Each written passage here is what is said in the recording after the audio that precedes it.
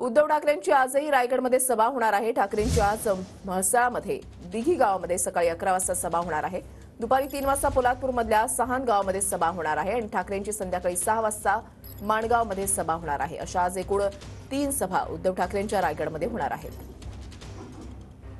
2 दिवसाच्या दौऱ्यावर आहेत उद्धव ठाकरे आणि काल सुद्धा त्यांच्या सभा झालेल्या होत्या आणि आजही 3 सभा उद्धव ठाकरे यांच्या होणार आहेत। लोकसभा निवडणुकांच्या पार्श्वभूमीवर हा त्यांचा दौरा महत्त्वपूर्ण मानला जातोय।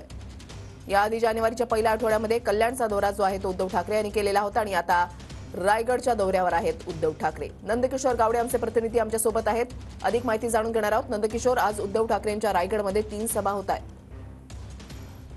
नक्कीच वृषाली, जर पाहायला गेलं तर उद्धव ठाकरे हे कालपासून 2 दिवसीय रायगड दौऱ्यावरती आहेत। काल जर आपण पाहिलं तर 3 ठिकाणी मोठमोठ्या सभा त्या उद्धव ठाकरे यांनी घेतलेल्या आपल्याला पाहायला मिळतात। आज सुद्धा पोलादपूर पासून या संपूर्ण सभेला सुरुवात होणार आहे। पहिली पोलादपूर आणि शेवटची सभा ही माणगावमध्ये होणार आहे। म्हणजे माणगावमध्ये मोठं शक्ती प्रदर्शन उद्धव ठाकरे करण्याच्या तयारीत असलेलं आपल्याला पाहायला मिळतं। आपण बघतोय की पक्षफुटीनंतर जर पाहायला गेलं तर कोकणावरती मोठा परिणाम झालेला आपल्याला पाहायला मिळतं। खरं तर पाहायला गेलं तर कोकण हा शिवसेनेचा बालेकिल्ला समजला जात होता, मात्र पक्षफुटीनंतर जर पाहायला गेलं तर मोठी पोकळी या संपूर्ण भागात पडलेली आपल्याला पाहायला मिळत होती। मात्र स्वतः उद्धव ठाकरे आता कोकणावरती लक्ष घालत असलेले आपल्याला पाहायला मिळतात। काल सुद्धा उद्धव ठाकरे यांच्या सभेंना, तिन्ही सभेंना मोठा प्रतिसाद मिळाला होता। आज सुद्धा संपूर्ण जी वातावरण निर्मिती आहे त्या तिन्ही सभेंना केलेली आपल्याला पाहायला मिळते।